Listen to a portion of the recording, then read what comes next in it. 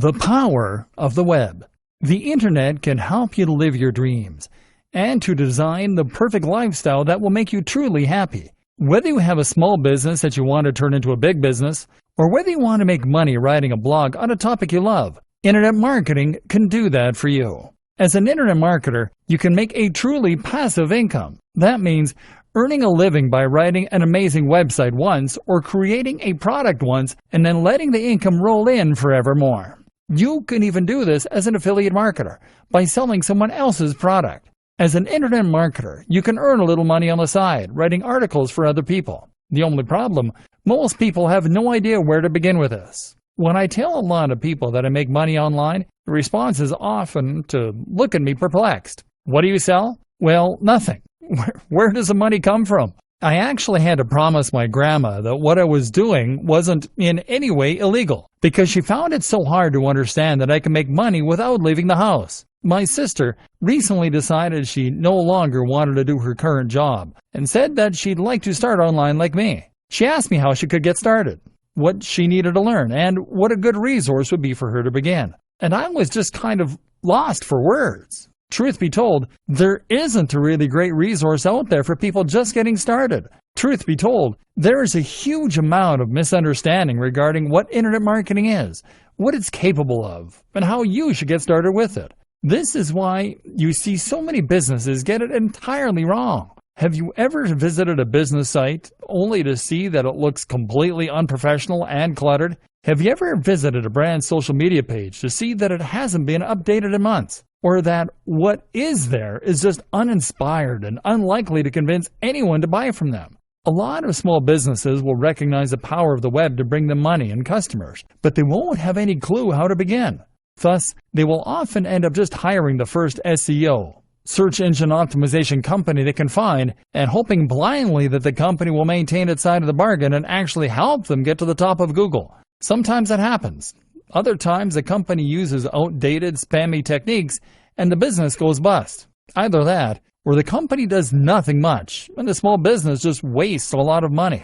But how is a company to know whether their SEO agency is doing a good job when they don't really understand how SEO works? This training then is Ad Resource.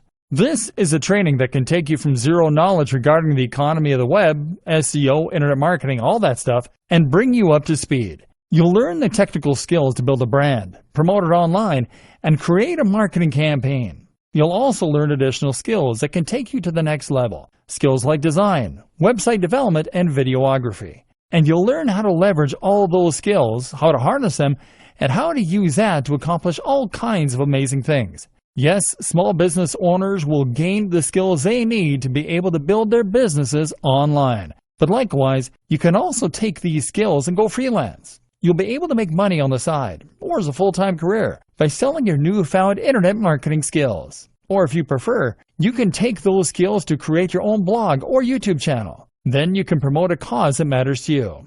You can become internet famous as a comedian or musician, or you can make a living writing about something that fascinates you. Either way, you'll learn the raw skills, and you'll be able to devise a marketing strategy that takes all of them into account with perfect synergy. The web can do incredible things for you. You just need to know how to work it. So let's figure that out together, shall we? The economy of the web. So, assuming you're a complete greenhorn at this point, you might be wondering how precisely money gets generated online. Where does it all come from? Why is it profitable to run a website that is free for anyone to read? The answer is advertising. If you create a website and place adverts on it, then you will get paid by the advertisers, depending on how many people see your website on a given day. The simplest way to explain this to someone unfamiliar with internet marketing is to say that it is the precise same business model as the one used by free magazines handed out at your local subway stop. These magazines don't cost anything to read, but because so many eyes are on them, the publishers can charge advertisers large amounts to show their ads. You can do precisely the same thing by having a website with a large amount of traffic. There are several different ways in which advertising can make you money as a web publisher. PPC. This is pay-per-click, and popular examples include the likes of Google AdSense. You can also get CPM, which means cost per impression. PPC pays out when someone clicks on one of your ads, and CPM pays out each time an advert loads on your site. You sign up to the ad network, get given some code, place it on your site, and start earning. Banner ads. Banner ads are much more straightforward. These are agreed with the advertiser on a per-month basis, and you'll simply get paid a fee by that advertiser each month that the ads are displayed. Affiliate marketing. Affiliate marketing is a big aspect of internet marketing, and it's actually one of the principal ways that money gets made online. Here, you get paid commission if someone buys a product that you recommend. So let's say you're a big blogger who writes about fitness. You might then recommend a certain protein shake, and each time someone buys that shake using the link you're provided with, which is how they know you sent them, you will earn 30% of that sale. The more persuasive you are, the more visitors you have on your site, the more you can earn. There are various other variations on this theme. In white label dropshipping, for instance, you sell a product that you brand as your own, but each time a sale is made, a manufacturer will do the work and send out the item while taking a cut of the money. Sponsorship. These days, sponsorship is more and more of a big deal on the web. If you can build a website with thousands of viewers or a YouTube channel with 1 million subscribers, then that will make you a thought leader. Now, brands will want to associate themselves with your brand, and so they might pay for you to give them a shout-out or even just to wear their clothing. This is how your general blog will make money online. But of course, there are many different types of businesses that run and thrive online. That's because these days you can sell pretty much anything online. Often then, your business will simply sell a product or service. If you are a law firm, then you make money through your website every time someone calls up and secures your services. If you have an e-commerce shop selling CDs, then you make money each time someone buys a CD. And these days, more and more creators also sell digital products. So a digital product is simply a product that isn't physical. So this isn't a car or an ornament, but rather it is an ebook or an online course. The advantage here is that anyone can make a digital product. Often it is just a PDF. What you are really selling in this case is the knowledge.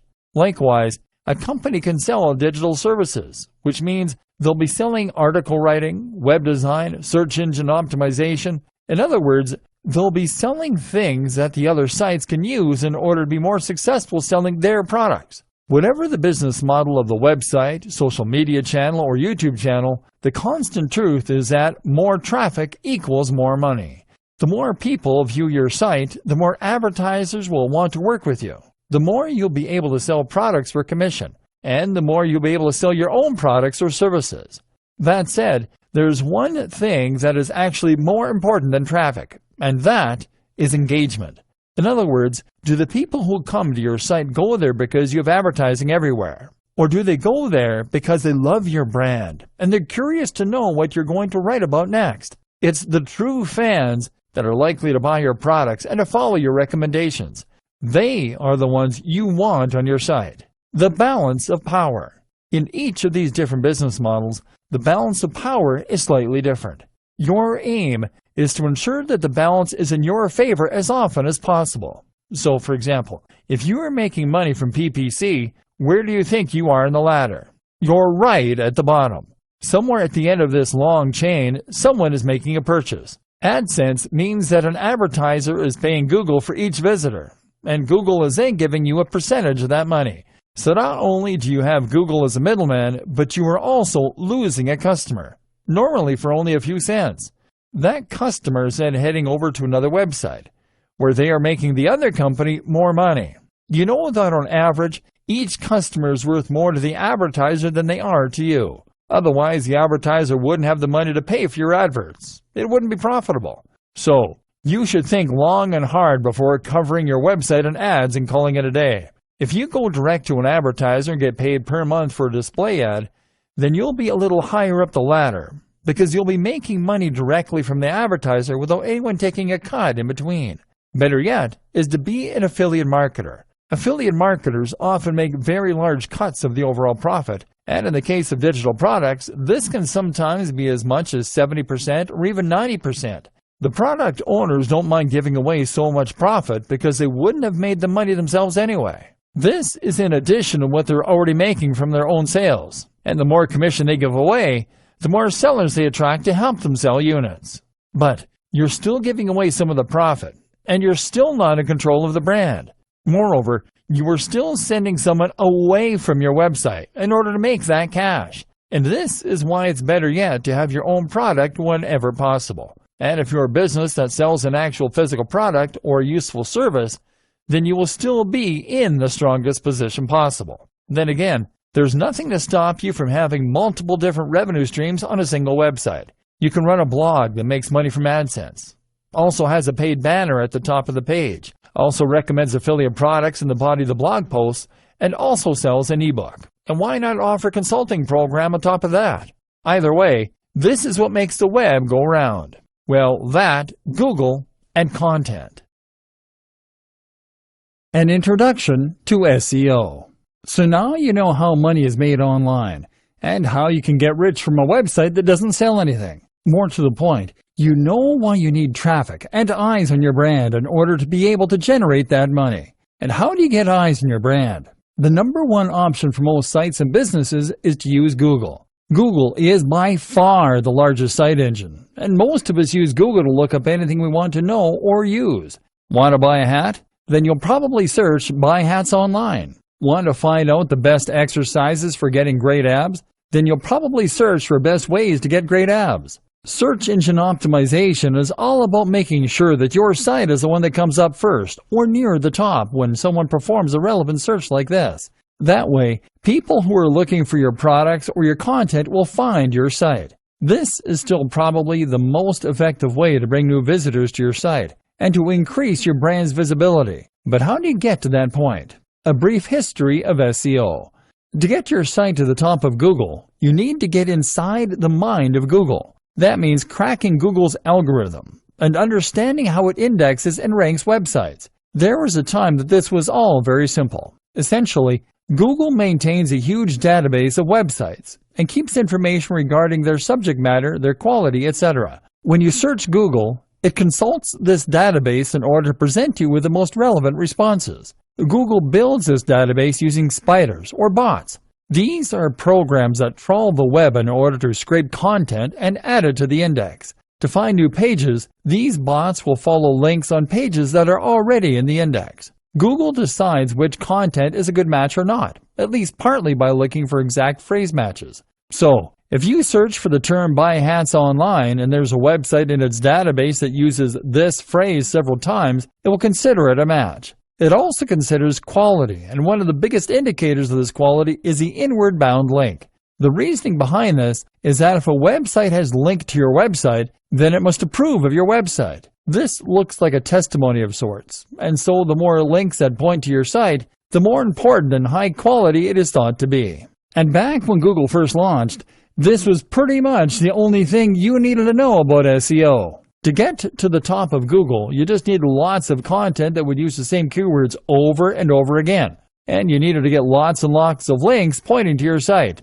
ideally from relevant sources. So, if you wanted to build a website about making money online, you would start by researching keywords.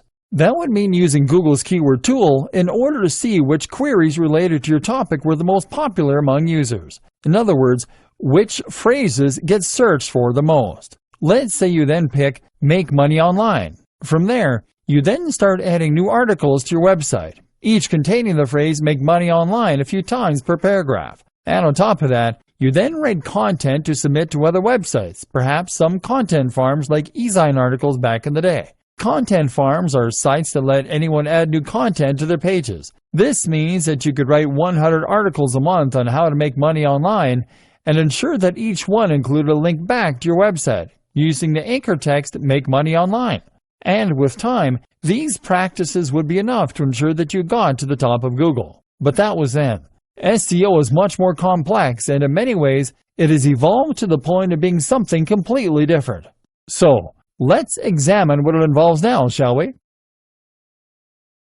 A penguin, a panda, a pigeon, and a pirate walk into a bar. Google was once simple, and the web was like the Wild West. Whoever drew fastest would ultimately emerge victorious. But there was an obvious problem with this, because it meant that anyone could get to the top of Google without there being any real necessity to create a high-quality website. You could write the lowest quality content in misspelled broken English, and you could cover it in spammy ads. But as long as you had lots of keywords and lots of links, you'd still come out on top in the results. That meant that people who used Google would end up getting burned because they'd click on low-quality results, and if that carried on, Google would risk losing customers. If every time you searched Google, you found websites that were trying to steal your credit card information, you would probably eventually stop trusting Google. It got so bad that people even started using article spinners. These were tools designed to copy other people's content, replace all the words with synonyms, and then publish it. The result was an unreadable jumbled mess, but it was enough to crack the system. Remember, Google is just like any other website owner. Their customer is the advertiser, and therefore the visitor. They have no loyalty to the website owners, and they are under no obligation to ensure that you keep getting traffic. So, Google evolved. Google changed its algorithms to become more sensitive and smarter. Now, if Google detects attempts to game the system, it can penalize content that was designed to trick Google, and that wasn't offering any quality in return, and it could ensure that only the best quality got to the top. Google's algorithms rolled out, each with a different name, and each of which would shake up the market in a huge way. For example, all Google's updates and what they mean for a good SEO strategy. Panda. Panda was the first big algorithm update to launch, and this was designed to penalize all those sites that had plagiarized their content, that had used spam, or that had used keyword stuffing.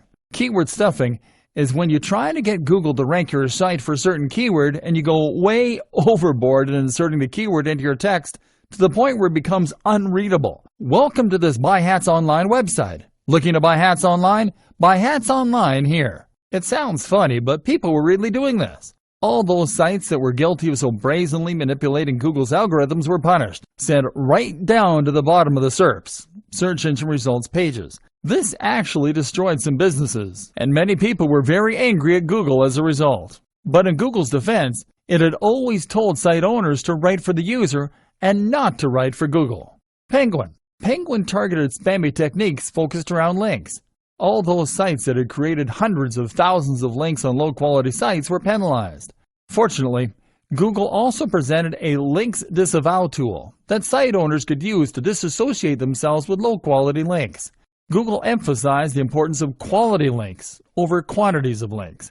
In other words, if you get a link from the BBC, then it will be worth infinitely more than 1,000 links from e-zine articles, simply because anyone can get links from e-zine articles, and a link from the BBC is a genuinely impressive testimony. The best way to think of this now is as a game of degrees of separation. Certain sites have much more clout than others. A site with an .edu domain or a .gov will have a lot of authority and trust to begin with. Likewise, sites that come up in Google's news section also must carry a lot of influence. If you can get a link from one of those sites, then this could change your fortunes overnight. But failing that, you can try getting a link from a site that has a link from one of those sites. Failing that, get a link from a site that has a link from a site that has a link from a site that has lots of authority and trust. In other words, get as close to the most influential brands in your niche as possible to reap the major rewards. Pirate. Pirate focused on stolen content and copyright breaches. About time, too. In 2017, another update called Fred reinforced this by penalizing sites that were violating Google's webmaster guidelines. Affected sites were typically low-quality sites designed purely to bring in ad revenue. Pigeon. Pigeon is all about local search, and it basically makes the location that the search is being carried out in even more important. That's why one of the best strategies for a new SEO campaign today is to start local. Start by targeting Buy Hats Online Santa Monica, and only then branch out into other areas and more global searches. Another update in 2016 called Possum doubled down on this, with queries performed closer to a business being more likely to bring that business up as a result. Mobile. The mobile friendliness update was designed to make webmasters create sites that would be optimized for mobile. This meant they should load quickly, use a responsive design that would change shape depending on the size of the screen, use touch-friendly navigation elements. Speed optimizations became especially important, in fact, and this is something that Google is really pushing for right at the moment. It wants to ensure that users have the best possible experience from start to finish. So, if your site is filled with unnecessary plugins that just slow things down, then you should remove them. Google actually offers a site speed test and a mobile friendliness test, both of which can be run very easily through the browser. Test both these on your site to ensure that your page meets the new requirements, and you can avoid being penalized for not catering to what is now a significantly large portion of the overall audience. AMP. Another thing to look into if you really want to get into Google's good books is AMP. This stands for Accelerated Mobile Pages, and is a new initiative from Google that is designed to encourage creators to create a second, highly mobilized, super quick version of their site. This is possible to achieve through a single plugin if you use WordPress, and once that is in place, your site will be able to appear at the top of the other search results with an image from your site and an AMP logo to encourage more users to click it. RankBrain. RankBrain was introduced in 2015 to help Google better match the intent of a query rather than looking for precise keyword matches. It is not so much an algorithm change as it is a specific tool that Google uses and that relies on machine learning in order to properly understand the content of websites and the precise meaning of search terms. Between this and Panda, keywords became far less straightforward. They're still important, yes, but now so too is using synonyms for those keywords, natural language surrounding the keyword, and using the exact key phrases subtly. Today, the most common advice is to use keywords with a density of around 1 to 2%. That means 1 or 2 keywords for every 1 to 200 words. I personally recommend going even less. Meanwhile, the use of synonyms and related language is what's known as latent semantic indexing. It's also important to think about the placement of your keywords. A keyword used in the first few sentences, in the header, in the footer, etc., all carry more weight than a typical keyword used anywhere else in the copy. RankBrain is constantly evolving, using huge amounts of data to better understand what users respond well to. And that doesn't just mean keyword use. It also means that you need to offer deeper, more meaningful content. The recommendation among many creators is to aim for content that is anything from 800 to 2,000 words long. This should include links out to other useful sites to act as references. I highly recommend linking out to research and studies if you are writing a scientific piece. And it should include images and charts and bullet points. RankBrain also brings even tighter focus onto UX, user experience. Using its machine learning chops, RankBrain can look around your site as though it were a real person, and it can decide what makes for a good experience and what makes for a bad one. So even if you have great content, RankBrain will penalize you if your site is poorly laid out, or if that content doesn't use a nice readable font with big headers. The new SEO, and everything you need to know to succeed. With all these changes, the face of Google was completely rewritten and altered.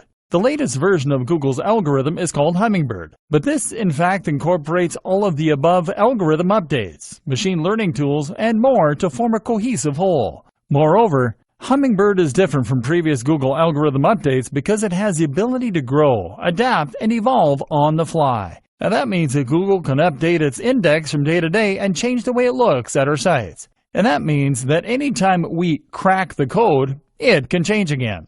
It means we can't settle into a rhythm thinking that we've figured out how to do SEO because it will change again. So instead, all we can do is to understand what it is that Google wants and to ensure that our goals are aligned with Google's. And what does Google want? As I said earlier in this training, it wants to serve the user. It wants people to find the content that they are looking for. It wants that content to be high quality, and it wants them to have a good experience with it. Because that way, they will have a good experience with Google. And that way, they'll be much more likely to come back for more in the future. So your aim, difficult though it might be, is to try and forget about Google on the whole. You should keep keywords in the back of your mind. Every now and then, try to target a topic that is being searched for but isn't highly competitive. Occasionally, give your headings catchy names. But do not write your content with the main aim of impressing Google. Aim to deliver the best possible experience for your audience. Associate with only the highest quality brands that have a similar ethos and message. Write content that is comprehensive, original, and interesting. Build links on high-quality sites and not in droves. In fact, this is the most important tip for good SEO. Engage in guest posting. Write a post for a high-quality site and offer to swap that for a link back to your page. Use influencer marketing. Collaborate with other creators in your niche. And research the backlinks of your favorite sites so that you can see how they got to where they are. Try to make your content natural, and try to make your links natural. Write content so good that people want to look to it. Optimize, speed up, and improve your website at every opportunity. As long as your site is genuinely good, if it is the best at doing what it does, then your goals are aligned with Google. And that means that every future algorithm update should be more likely to benefit your brand rather than penalize it. It should help you rank higher, not lower. Google's vision of the future. The other thing to think about is Google's vision for the future. This way we can preempt the nature of any future updates and ensure our sites will hold strong. So what does Google's future look like? Well, we know that Google now considers itself to be an AI-first company. We can see this when we look at the kinds of products and services it is prioritizing. Google Search on mobile has evolved to become Google Assistant. Google now wants you to be able to talk naturally to your voice assistant, and for it to answer you with relevant information it has pulled from the web. This explains the importance of RankBrain. People don't search Google Assistant by saying, "Buy hats online." They search Google Assistant by saying, "Hey Google, where can I buy some hats?" This means that Google now needs to understand not only the words you say to it, but also the meaning behind those words. So, avoid the temptation to focus on distinct keywords and move more towards answering questions, providing services, and filling niches that you see in the market. Remember, Google will only get smarter. So, if things like beautiful, well-composed images don't matter yet, then they will soon. And if Google is only so-so at checking grammar at the moment, it will get better. Read the Associated Press guidelines. Learn how to write using the inverted pyramid style. And seeing as Google Assistant will occasionally bring up a website to show the user on their phone, make sure that your site is well suited to being quickly loaded on a mobile device. You should definitely look into using AMP formatting for your websites if you want to get more traffic to the mobile version of your site. As mentioned, this can be done easily through a single plugin. At the very least, make sure your site is speed optimized to make sure that it is mobile responsive and has an easy UI for touch input. Avoid hover over menus and the like. You should also make sure that you are using Google's markup language for rich snippets.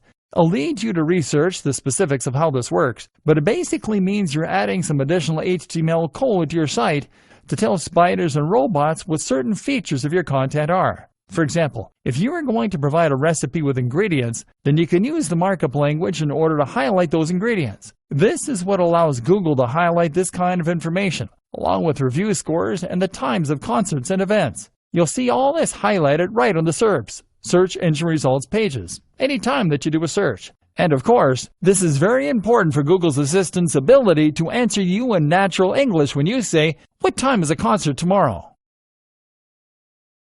Content marketing. SEO is only one tool you can use to promote yourself, however. The other is content marketing. And the two actually go hand in hand perfectly. So, content marketing means that you're adding content to your website to bring more traffic. But this time the aim is to bring repeat traffic from visitors. You are more interested in engagement and loyalty than short-term spikes in numbers. Think about the reasons that you go back to any website. The answer is because it provides consistently high-quality information for you on a regular basis. And therefore, you want to go back and see what will be the latest information. And if you trust and respect the author, then you will go there whenever you have a question on a particular topic. It's great when you find someone you trust or a site that you find entertaining. In other words, then, it is the content that is bringing you back to the site. And that means that it must be well written and unique. Content marketing works like so. You discover a post through social media or Google, read it, and leave. You discover another post another time in the same way. You notice the brand and you think, I quite like this site. It comes up again. You then decide to check it out the next time you have a related question. You then bookmark it and decide to check back regularly. You are now a fan. So, content marketing means writing consistently high quality and engaging content and then sharing it. It means using this process in order to build trust, authority, and relationships with your audience. And this is precisely what you also now need to do for effective SEO. So, it is all starting to come together. How to write great content. This is where so many people will go wrong though, as they simply don't know what it is that makes great content. So many people will decide to get into internet marketing by looking at which niches are most popular or most profitable. Maybe they pick fitness, or they pick dating, or they pick make money online. Never mind that they have no knowledge or interest in that topic. Then they set about either writing or commissioning the most generic posts they can possibly think of on these topics. How to get six-pack abs, 10 best push-up exercises, how to get a big chest, or 10 SEO mistakes you're making, how to get more visitors. They then share this content to social media, and then they wonder why people don't come flocking in. The simple fact of the matter, these articles are dull. People are in a hurry. You are not offering any value. These posts are a dime a dozen. We've seen hundreds of them before in our travels. Would you stop to read a title like that?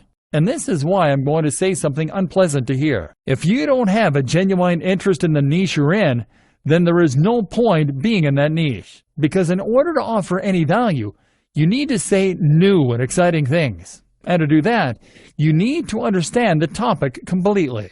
Instead of saying, how to get six-pack abs, then, you might say how cardio acceleration can help you to burn 900% more fat. That's actually a real thing, and a real statistic, by the way. It's 100 times more interesting than how to get abs. But if you write a post yourself and you're not interested or qualified when it comes to fitness, you won't have the inside knowledge or foresight to write articles like this. And if you hire a writer to write the topic, they'll just find a generic post online and rewrite the post. They aren't experts. And they don't truly care about your brand. They're just trying to get paid. Here are some more pointers to help you write better content. Storytelling is SEO for the human brain.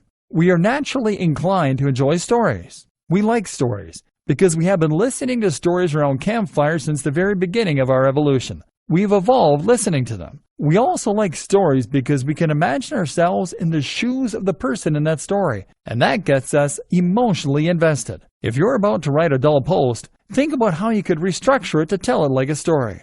We want information quickly. If your page is a dense block of text, then you are going to immediately drive away and lose your visitors. It's highly important that you avoid this by spacing your content out with lots of paragraphs and spacing it with big, bold headings. Your headings should technically tell the whole story. Big fonts are equally important here, especially on mobile. If your posts are just walls of text, then people will leave as soon as they land on your page. And this will be devastating, because Google is now able to monitor bounce rates and identify when a visitor lands on your site and then very quickly leaves. Images. The images you use to decorate your content are incredibly important, and they can make a huge difference to your bounce rates, to your audience's enjoyment of your content, and much more. An image will immediately communicate the topic of your post, and if it is taken well, then it will help to increase the apparent production value of your site too. A big, beautiful image can convey an emotion and get people really excited to read your content. Plus, you can actually optimize your images for Google Images by using the right dimensions, 16 by 9, the right tags, and the right file names. It's possible to get some pretty great images for free from stock image websites, but you know what? By far the best strategy of all is to take the photos yourself. This way, you can not only create the most stunning and beautiful images, but also ensure that they perfectly fit the topic of your post and back up your points. Instead of being generic and somewhat relevant, the image can become the perfect partner for whatever your post is about. This means investing in a great camera, and it means learning the basics of composition, framing, using manual settings in your camera, etc. But it's definitely worth it. If nothing else, it is worth it because you'll be able to sell this service as an additional arrow in your quiver, and as part of a comprehensive web marketing service. Content development should mean multimedia content development. Use the right headings. Another tip is to make sure that you always use the right headings. That means that you should make sure your articles are sound and as interesting and exciting as possible. It's interesting to look at clickbait as a source of inspiration here. Clickbait titles are the ones you see on social media sites that use cheap strategies to get you to click. These will use fake anticipation and mystery, for instance, to get you interested. What happens next will blow your mind. 5 weird tricks to lose belly fat. Number 3 will blow your mind. The omitted key piece of information sparks curiosity in the viewer, and they click the link. The unfortunate reality is that 9 times out of 10, clickbait offers nothing of value. It is just poor quality content, spam, or even a bunch of ads, hence the terrible reputation that this approach now has. But you can learn from it. Put the emotional hook of your content right in the title. Keep the USP front and center. And then just make sure you actually deliver on that promise when your readers click through and find your content. The power of video for massive influence and engagement. My aim is to teach you to become an internet marketer so that you can promote your own website, or so that you can promote someone else's, so you can run a business, or so that you can create an SEO service. But I don't just want you to be an internet marketer. I want you to be a cut above the rest, and that means getting real. What do I mean by this? I mean that you need to stop doing all the bits that are easy to do at home on a computer, and to instead start getting involved in real business. This means that you need to go to those networking events I mentioned earlier. It likewise means you need to make videos. Get in front of the camera, learn to edit, invest in some good quality background music. Yes, it can be stressful, and it's something that might not come naturally to you. But if you can create high-quality video as well as high-quality content and SEO, then you will be leagues above most of the internet marketing gurus out there. Video can make all the difference to your marketing campaign. Firstly, that's because it is something that a lot of people can't easily do. If you have a good camera, if you know how to edit, if you can present yourself well on camera, then you immediately set yourself apart as a professional. Now you are someone to be listened to and trusted. On the other hand, if you are just running a website and filling it with articles and stock images, from the perspective of your audience, you could very well be a kid in your mom's basement. There's nothing wrong with that per se, but if you're trying to establish trust and authority, then a video will go a long way. Likewise, a great video is also a perfect tool for increasing the amount of engagement with your audience and building a stronger relationship. Trust me on this one. If you have a YouTube channel that is moderately successful, you'll build a much more loyal and engaged following than you would through a website alone. For many creators, this is the big change they need and can make a huge impact to their growth. That's because talking on film means they get to know you. They're more likely to watch all the way through because video is naturally more engaging, and you can convey more emotion with music, clips, animation, and more. So, don't be afraid of this step. It could be the crucial difference that defines your success going forward. Invest in a good camera and step in front of it. And as an aside, if you're selling a product on a landing page or promoting a business through a homepage, then adding an explainer video or persuasive sales video can make a massive difference. So many companies struggle with the single most basic and important job of any homepage, explaining precisely what it is that business does. I really have a pet peeve of landing on a business site and being told that it uses cloud-based solutions to provide synergistic process fixes through VAS and POS software systems. Showing off with clever words does not make sales. But having a video that plays automatically and explains clearly and concisely what the business does will. Social media marketing done correctly. Social media marketing is one of the hardest aspects of internet marketing for a new business to understand, but it's also the one that makes the biggest difference in many cases once it finally clicks. The aim of social media marketing is not only to get your articles seen by lots of people, but also to create a community around your brand. It is to talk directly to your audience and to get them to trust and like you. You need to make them think of you as a friend or as a trusted company that they can get behind and rely on. Your aim is to use social media as it is designed to be used as a communication tool. The problem is that so many internet marketers and small businesses see it instead as nothing but a podium for their marketing. They post things like, "Try our new product today," and "Find out why we're the best in the business," and wonder why engagement is low. Would you bother to follow a Twitter account if that was all it ever posted? Instead, you need to provide the audience with value, which means providing them with more of what they came to get from your website. You do this by sharing links and posts, but also by sharing images and tips. You need to demonstrate quickly to your audience that you are providing this value through your social media, and the best way I know to do this is to include a widget on your website showing a feed from your Twitter and Instagram accounts. That way, as soon as someone lands on your website, they will see the posts you've made, and they'll have easy access to a button so that they can instantly start to follow you. Selling the dream. Sharing tips, advice, and entertainment in these ways will often work. That is a very good way to bring more people to your site. But what can also work very well is to sell the dream. Because one of the most important things to recognize about marketing and about sales is that people don't buy based on logic. People buy based on emotion. People buy things that they want, and they buy things that they think are desirable, that they think other people want. People buy in a rush because they have a feeling that if they don't act quickly, they will lose the opportunity.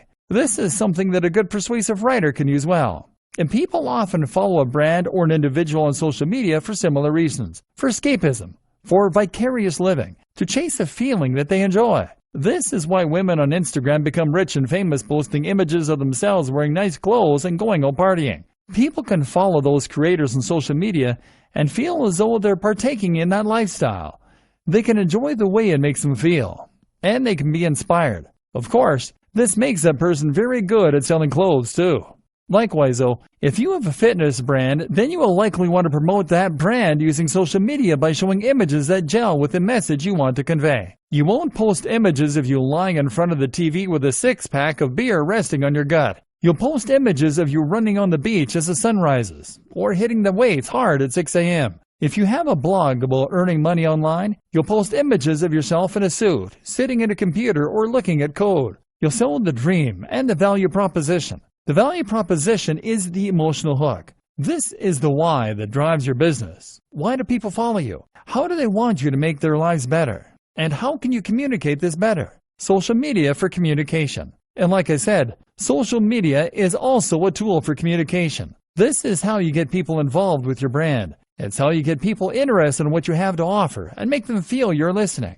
Like, if you have a problem with whatever they have bought, they can get in touch with you and you'll answer. That means you need to be interactive. So post regularly to your social media channels and ask questions. Run competitions and best of all, try out Facebook Live. Being able to talk directly to your followers is an immensely powerful thing and can massively increase engagement and trust. What's more is that right now Facebook, Instagram, and YouTube are all trying to promote their live features. So if you go live right now, your audience will be notified and lots of people will likely get involved. Now, you can ask them what kind of content they'd like to see from you, what kind of products. You can ask questions. You can share your genuine gratitude for their support. Another immensely powerful strategy is to find other online communities to take part in. Good examples include forums, of course, but also subreddits and more. These are very powerful places to find new people to market your content to. But if you jump into one of them and post a link to your site, chances are the link will be removed and you may be banned. Best case scenario, you'll receive a lot of negative flack. But on the other hand, if you spend time in that community and answer questions, chat to people, build trust and get to know everyone, then if you mention you have a website, this is an entirely different story. Now you have a legion of people that trust you, some of whom might even consider you friends, and they will be there to support your brand every step of the way and to help you promote it on social media and elsewhere. Note, these social communities are also examples of routes to markets. These are places on the web where the people who make up your target audience congregate. Any platform you can find that lets you communicate directly with the correct audience is a route to market. Other examples include things like industry magazines or clubs. Look for routes to market, as these always offer great marketing opportunities. Finally, make sure that you are always answering any direct messages, comments on YouTube, comments in your posts on Facebook, etc.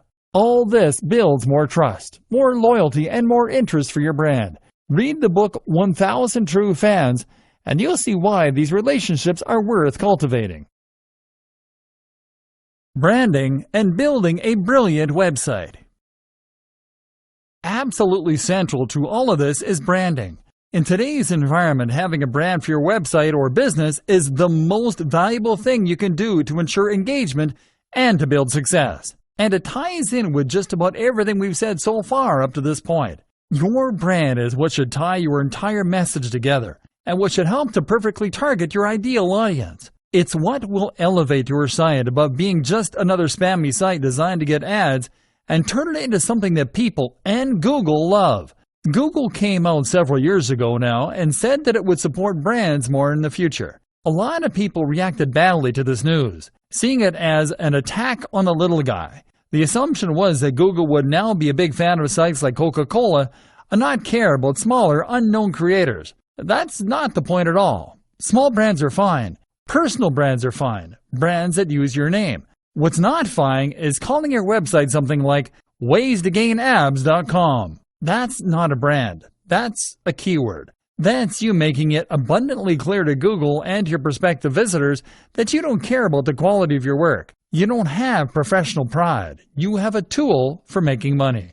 A brand goes in hand with professional pride because it shows that you are keen to create something that people will remember and that you want to be associated with the work you do. If you build a brand, then you have a message and you have accountability.